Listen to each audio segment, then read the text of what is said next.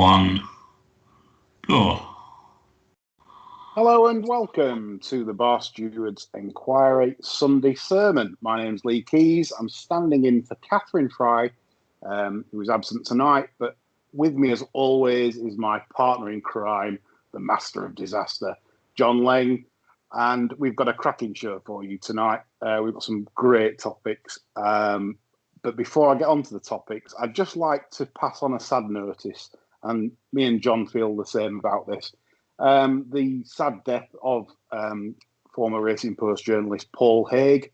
I'm sure some of you will remember Paul's articles of the past. He was a absolutely quality journalist, and I remember reading a lot of his articles on a weekly basis with a lot of fondness. So, very sad news there. Rest in peace, Paul Haig. Without further ado, then, first topic tonight. Not a great time for horse racing Ireland at the moment, and certainly I would even say crisis.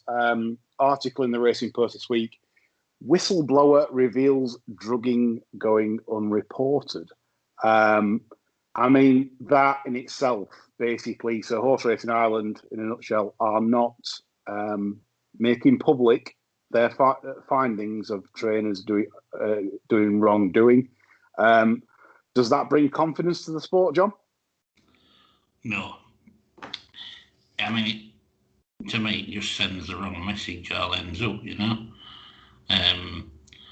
Anybody looking from the outside looking in is just going to think, well, HRI basically couldn't give a monkeys. It's the same over stewarding. It's the same over race distances even. Simon Rowlands had that problem the other week where one of the big races in Ireland was it a furlong further or shorter or something?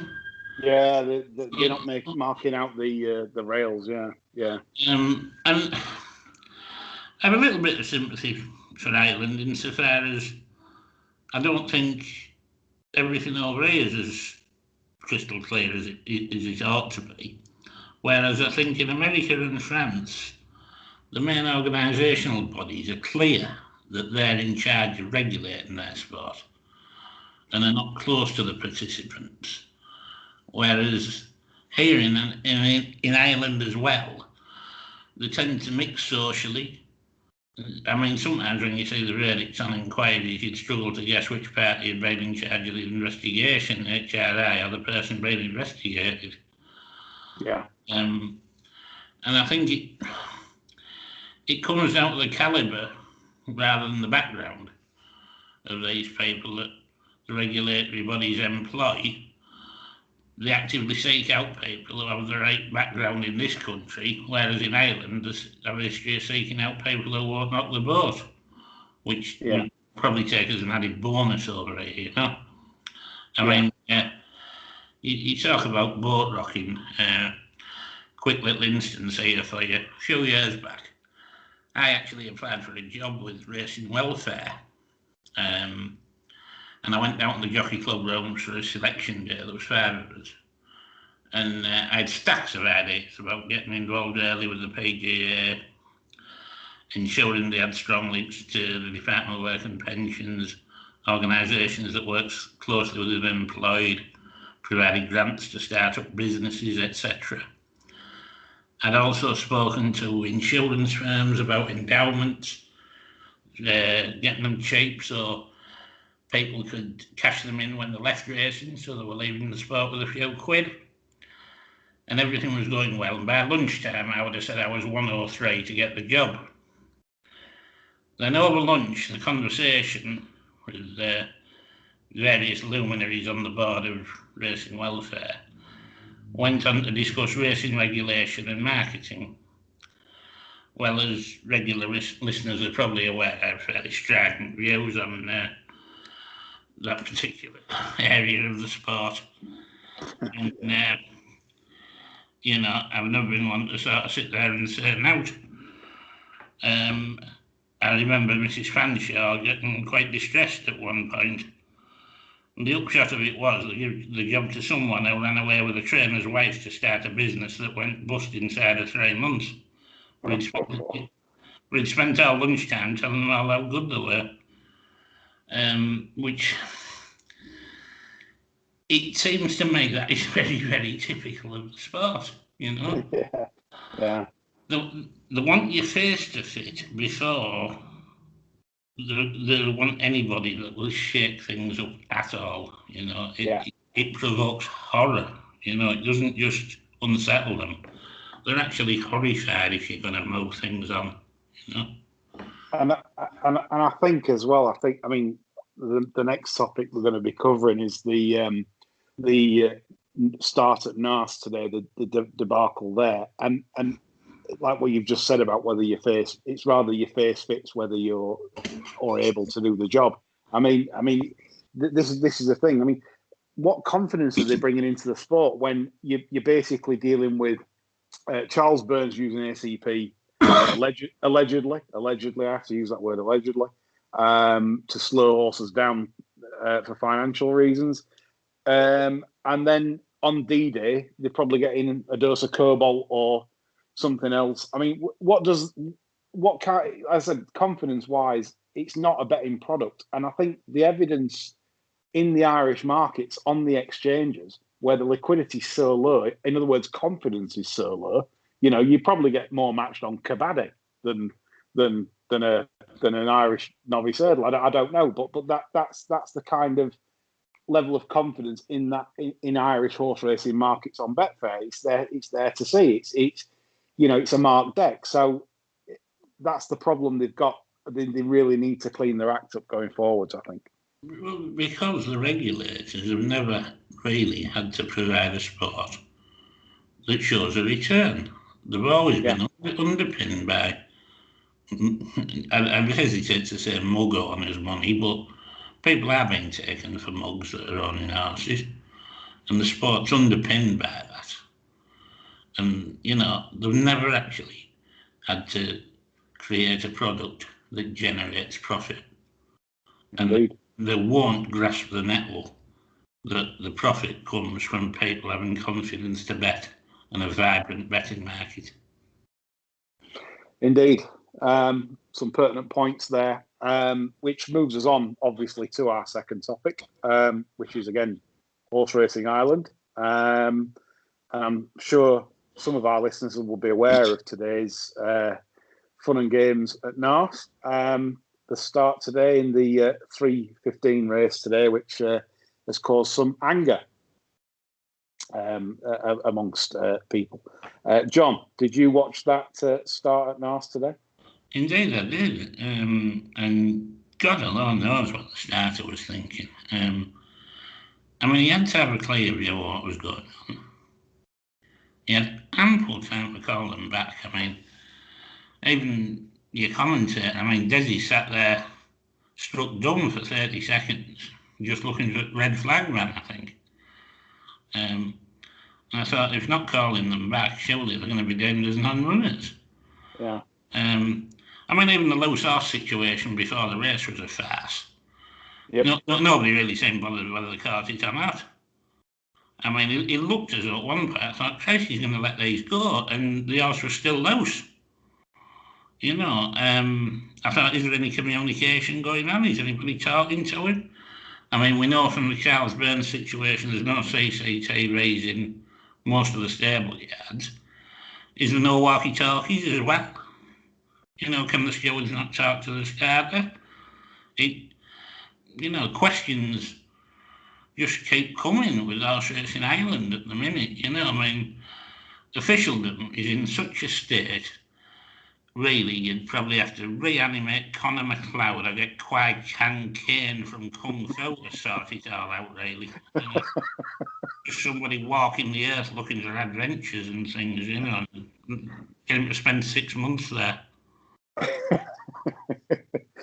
I mean, today, I honestly, I mean, I confess I was chuckling, and it's probably wrong to chuckle because the thing for me, I mean, the horse running around for sort of 15, 20 minutes is remarkable, and it brings me back to a topic that it's dear to my heart in terms of I've always said we should get outriders in this sport. I mean, you look at the amount of horses we have in Ireland and England. You know, like retired horses, etc., etc., ex-race horses that are, you know, just stood in a field with a coat on. There's lots of people that can ride and are good riders, but obviously aren't jockeys. Now, why on earth can a race course or whatever, whoever's funding it? I mean, even owners' entry fees. I'm sure if you said to an owner, put £5 on my entry fee for the day, whatever, that each entry pays for the outrider. You know, I mean, that stops the loose horse. That stops everybody getting upset for starters at the start and having to mill round for 15, 20 minutes. And then afterwards, I mean, what the starter was thinking, I don't know. It's definitely the starter's fault. And like you said, John, it should have been non-runners. 100%. They should have been declared official non-runners. And that was the stewards to decide on course. And that's why they're not fit for purpose. To refer it back to the Horse Racing Ireland board, and then, like Ruby Walsh said on Racing TV, right, we might hear back in a week. It's not good enough. Punters have backed that second favourite today, and with some companies, some bookmakers might refund. I don't know. But for example, if you backed it on Betfair Exchange, you've done your money. You've done it. It's done in cold blood. That is not sport. And what the steward should have done after the race should have basically said yes, and made that statement to that effect. It's not hard. It really isn't hard to decipher that. And that's where punters' confidence are very low at the moment, I think, in a lot of things that Horse Racing Ireland do. And Ruby was very scathing, I felt, this afternoon. Don't know if you watched that. I did. And I'd agree with everything he said, to be perfectly honest. He was very refreshing, I felt. Very much so, yeah. I'd like to say more of it from pundits. Yeah. Could you see George Baker doing that, John? Well, I could see George Baker complimenting the starter on his nice barber jacket. That would probably be it, although he'd probably say he made a good job of pulling the lever as well. To send them on their way. I mean that's it. I think Ruby Walsh this afternoon typified what racing kind of needs, and more of that, please, and less of the sycophants and the smoke blowing, because that for me is what you can feel punters' rage. You can feel people out there that follow the sport, the rage. You can see it on Twitter. And Ruby Walsh is kind of getting it out there, what people are feeling. They've had enough, haven't they? You know, yeah. Like, and then to hear the likes of Baker, sorry for George, because I mean he's not on his own in this, but to hear the likes of Baker just accentuating the positive after whatever might have happened in any particular race, gets people's goats. You know? Yeah, absolutely. So I think we've covered Horse Racing Ireland off there rather well. It's not going good over there. We move on swiftly to our next topic. Certainly an interesting topic. Shilton, Peter Shilton, the hand of God. You know, for years, one of our greatest goalkeepers. If you've not seen Shilton, he's leading a crusade for banning shirt advertising for gambling companies and beyond. I would say I don't think it'll end there. I think basically this is the start. It's like a crusade. John, what's your take on one of England's greatest goalkeepers? Dear.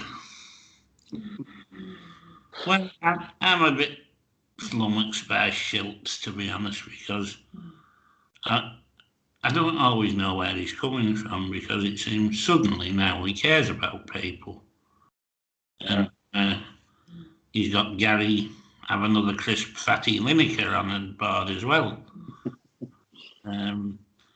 Now, not so long ago, he had a Twitter row with the boy Lineker over his praise for Jacob Rees-Mogg.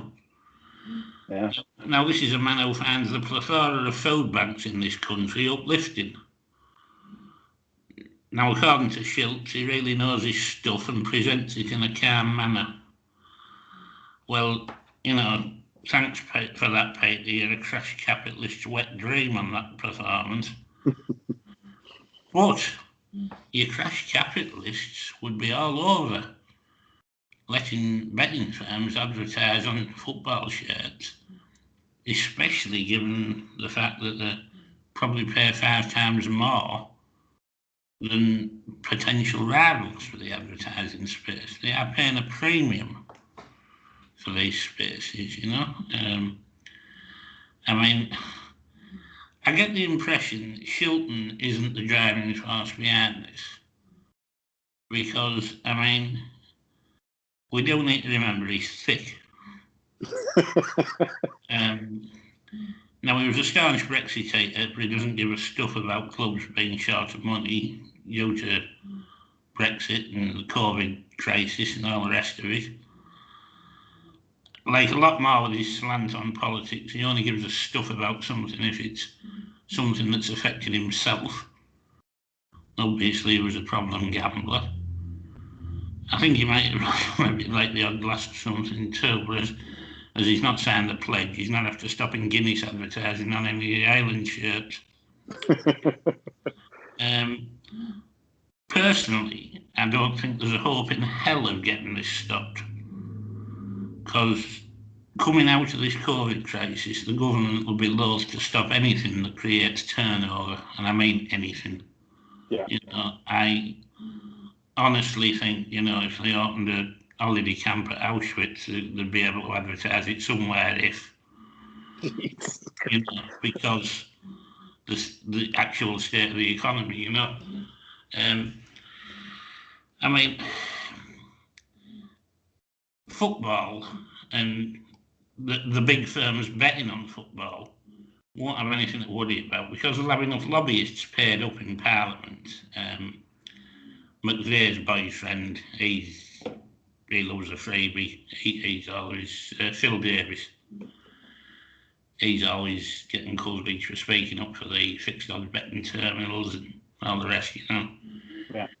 Now, racing could take a leaf out of that particular book and get Priti Patel and Liz Truss bunged up, you know, ready to fight the corner of racing as well, because that'll be the next thing, you know. They won't want racing advertised, you know. But personally, I think this will fall at the first hurdle, because I don't think government will want to do anything that lowers turnover in anything.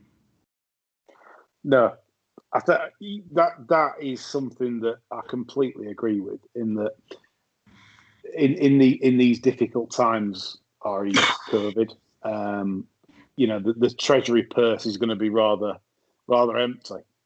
So anything that is going to cost the Treasury money is definitely going to be downplayed. But as for Shilts, I mean, I find it all very hypocritical. A lot for your reasons, but secondly, because I mean, Shilton, as everyone knows, is just a failed gambler. He basically keeps doing his bollocks, and he's done his bollocks for years. He's probably lost most of what he's earned through football. I don't know that for a fact, but I'm just guessing. But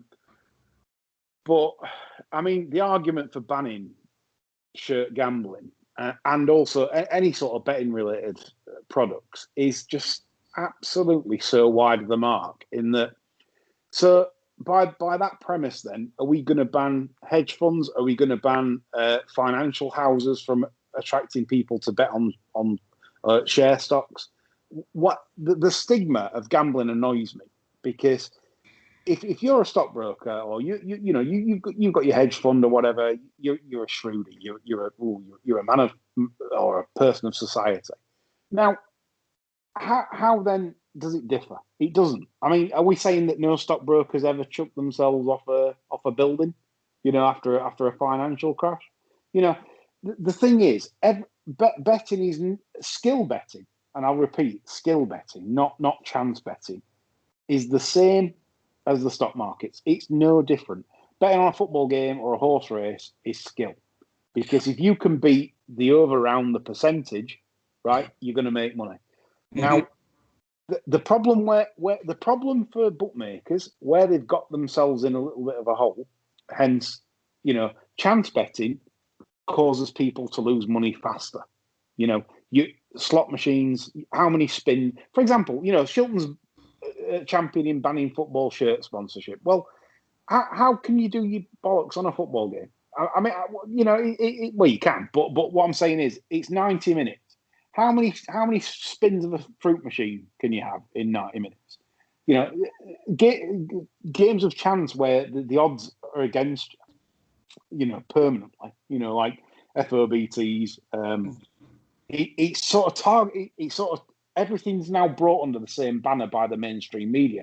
It's kind of, gambling is bad. Well, yes, it is. Gambling's bad if you play online casinos, slot machines, games of chance that basically offer you no hope whatsoever getting any kind of return long term. But horse racing football can be beaten. Tony Bloom, the Brighton chairman, does he not beat the odds? He's a professional poker player and he makes money betting on football. So just because Schultz is just absolutely useless at betting, why should that then determine that everyone else has to sit on the hands and can't have a bet because Shilton's crap at betting? In a nutshell. Exactly right. Yeah. I mean, that's how I see it. It's just literally a man that's done his brains in throughout his life betting that now crusades it as the evil of all, because he's shit at it. So there you go. So anything more to add on that, John, on Shilton? Not really. I think that just about covers a lot, to be honest. I mean, racing needs to start selling itself as a game of skill, though. It is. But then you've got the other issues. So it's a game of skill. But the problem is then, I mean, bookmakers are their own sort of victims, if you like, in that they sort of crush the dream, if you like. If you win too much very quickly, you get banned. You can't get a bet on, so on. So you can't have it both ways. You've got to sell the dream to a punter that you can make a few quid, like a bit like stock market do. Invest in our share, invest in our hedge fund. You'll make 5% this year. Blah, blah, blah. It's the same sort of thing. Bookmakers have lost that art of encouraging new people into the sport to think, well, yeah, bet with us, you can win fortunes. But that's not the case, really, is it? Because if you show any sort of form in your first dozen bets online, especially, you're out. So the model's totally changed into, and the shareholders know this, as in, let's get them in the slots and the casino and let them do the bollocks. And so sadly, racing and football is sort of like, brought into this sort of category, which is unfair, I think. But anyway, that's what I did find amusing from the man who couldn't outjump a midget was the fact that he was recommending the likes of Barclays as shirt sponsors and Nike and Adidas. Now, obviously, Nike and Adidas don't have any sweatshops in the third world countries, and the big finance houses have never forced anybody into suicide, have they? Yeah.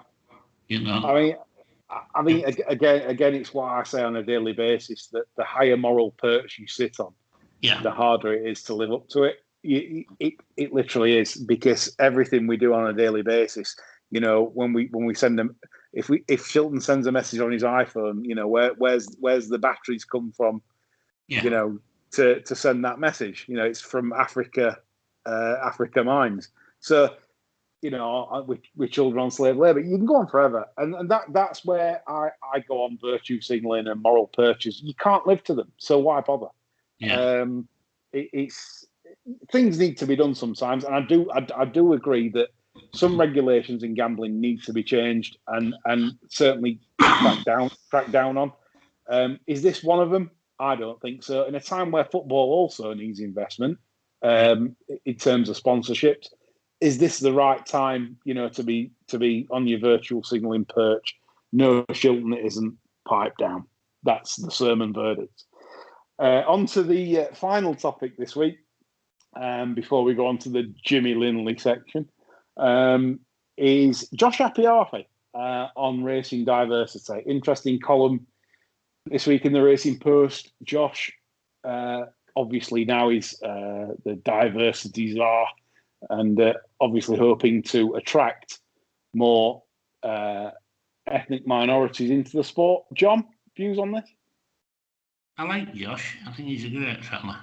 I think he can deliver anything to the masses in racing. He won't get fazed by the task, which is a good thing because I think he's facing an enormous task. For a start, nobody's really telling him what they want out of this. You know, the BHA have sat around the decanter of port and decided they want more diversity, but nobody seems to have quantified it and said how much diversity or whether they want to say ethnic minority jockey riding 200 winners in a year and however many years or whatever, you know? Yeah. So he doesn't really know what he has to achieve. There's also the LGBT issues as well, whereas I tend to think that's less of an impediment than race at the minute in the sport. My feeling is that trainers probably at the minute think ethnic minorities are all right for basically shoveling shit around the yards, but see how many of these other nationalities graduate to become assistant trainers, head lads, travelling head lads. You know, you wouldn't be able to name many, if any, off the top of your head, whereas you'd always recognise the travelling head lads from the bigger yards and what have you, you know. Racing does need new people. We need to hit these communities, but target the right ones, you know. Yeah. I thought it was a great series of interviews on ATR with minorities in racing. Josh did an interview with Rishi Prasad that I thought was particularly instructive.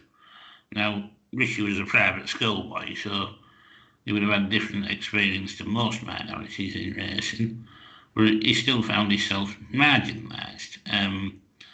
And this was something that actually moved me to action when Rishi did his first ascot with the BBC. I actually ended up emailing the BBC over Claire Balding's treatment of Richie. He was basically expected to play the fool all week because in Claire's holy jihad of getting people who don't like racing to like racing, they'd got a slot every day where they had some idiot who didn't know anything about racing getting shown the ropes, which included going to Moss Bros and getting fitted out for the top hat and tails. And even for me, with my certain threshold that I have for this sort of thing, I thought it was really sick Uncle Remus stuff, you know? Yeah. I genuinely got the impression Balding would have had him singing Zippity Doo Dah on his way to get fitted for the top hat. Jesus, you know? Jesus. I felt seriously uncomfortable.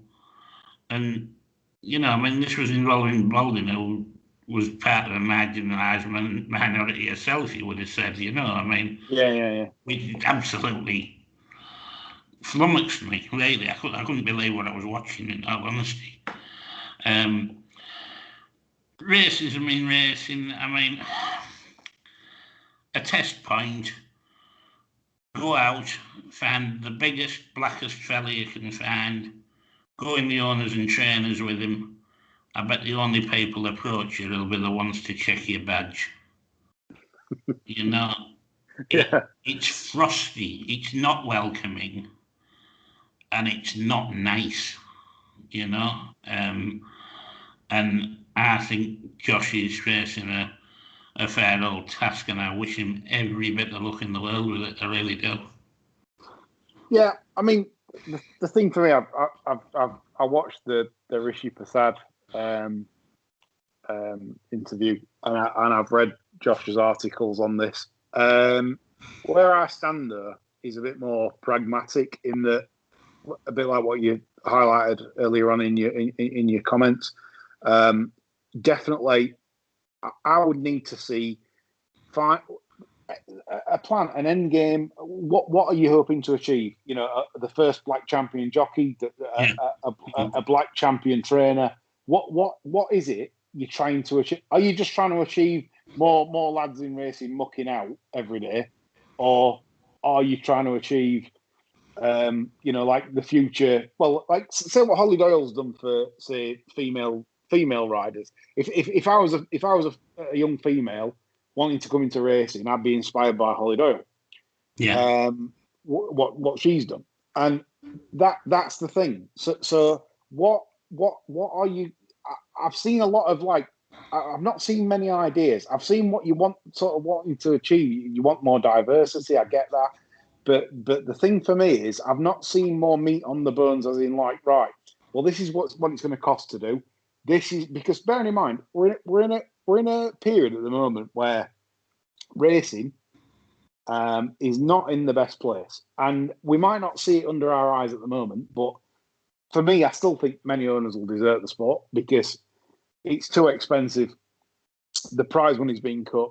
I'm one of them, by the way, so I'm wanting out. And I just think there needs to be some kind of, you know, like Josh, to his next article, I don't just want to see what he wants to see. I want to see his plans and what this is going to cost, say, the BHA or whatever, in trying to generate more black people into the sport. So that's how I see it. More of a pragmatic point of view, the accountant's head on, if you like.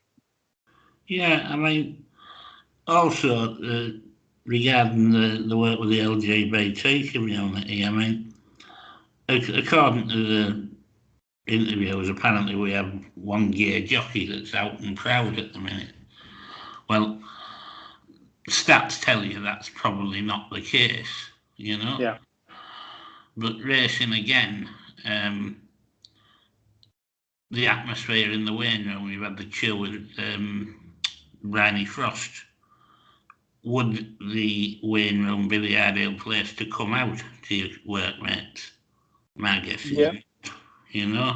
I think we have one known trainer who's a member of the LGBT community. Again, he said he's lost owners through it, you know. Sometimes it's hard to think it's 2021, this sport, you know, because we're miles behind, really.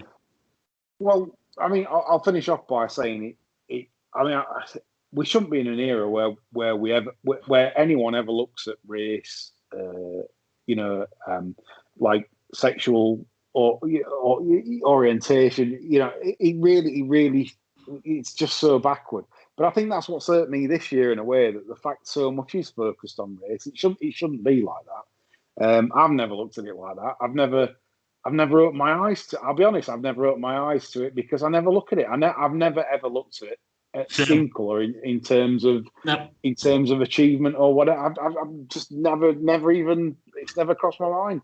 No. But maybe that's the best way forward. I don't know. But Josh, certainly, it's interesting anyway going forwards. Josh Apiafi, in terms of racing diversity and where this goes. But like you said, I wish him well. Final, last but not least, on a very vociferous show, is the Jimmy Lindley non-Buzzards. A corner that we like to comment on because basically this is horses that we think not really been best placed to advantage in the last week, and usually we try and come up with one each to something for you to follow. John, have you any non-Buzzards this week? Yes, I've got a lovely hands job. Folks on the Hill ran Friday in an obvious at Doncaster and was beaten 54 lengths by Sam Barton. Now, for me, this is a handicap project. He ran out on his hurdles debut, not the second last or the last, I think it was. He was making a fair fist of things up until that point behind a useful pumpkinhead horse. But if he didn't actually run out of his own volition, he followed a loose horse that ran round the fence and smashed through the wings. And that was on good ground. And then he had 2 runs on worse ground. The second run wasn't up to much, it looked a bit of a quiet ride. But then on Friday at Doncaster, young John Joe actually felt obliged to hop off the horse and go and tell the stewards why he didn't appear to put much effort into riding him before the stewards had even asked a question. And he said he'd hung left. Well, he'd maybe jumped slightly to his left. There was no evidence of him hanging left because he got no sort of ride from probably the bottom of Rose Hill. He was just allowed to come home in his own time, but he was showing signs of keeping on, and I think young John Joe actually pulled him up just to keep him out the equation, and I think this will probably win a few handicaps, to be honest. Interesting. So what was the name again? Folks on the Hill. Folks on the Hill. Yes. So Folks on the Hill from John in our Jimmy Lindley non-Buzzards. Mine is Fugitive. Ran on the 29th of January at Doncaster. Probably same day, I think. I think it was. Yeah, it was the Friday. Yeah. This horse was third in a French novice hurdle that's working out quite well. The winner of it is rated 140, I believe, in Ireland. And there was absolutely zero from James Best, really showing what a lovely pair of hands he indeed has, keeping the horse nice and balanced in the straight. Yeah, I mean, this was your archetypical whatever it was. A lot better than what he's shown. I'm not sure what kind of mark he's going to get in hurdle races in this country, but Fugitive for the Richard Hobson team, which they've had a decent year this year. So I would put that down in my portfolio. I know people hate that word, Cheltenham portfolio. Sounds very stock market.